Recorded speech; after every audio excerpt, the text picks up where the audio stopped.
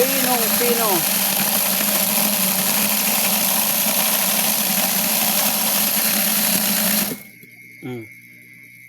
Diba? Pinong pino.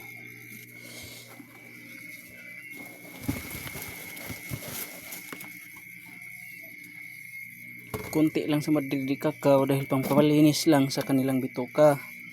Din kunti rin sa dahon ng papaya.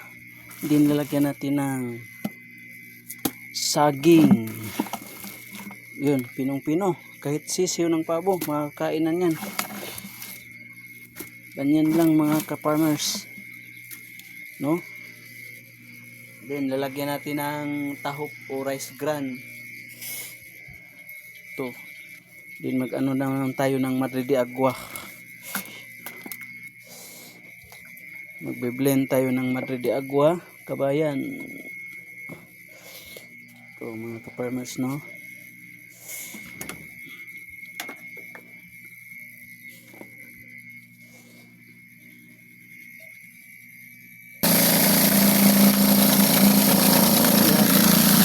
Blend tayo ng Madre de Agua sa saging.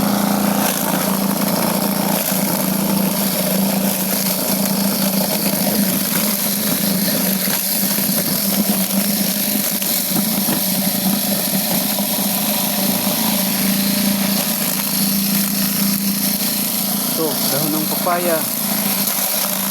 Naghalo lang tayo ng konting Madre de Cacao para pampalinis sa bituka ng ating mga pabo. Dapat konti lang. Sa dahon ng papaya rin, konti lang din. Then, mas marami ang Madre de Agua.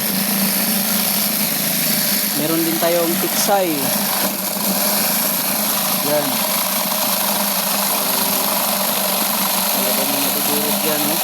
Kahit sisiw ng pabo, pwedeng kumain yan.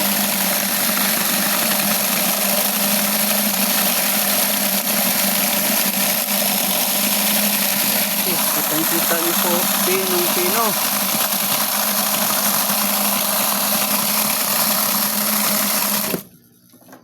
So, ganito lang po pagkuha niya, no?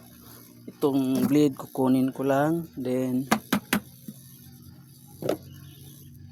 to.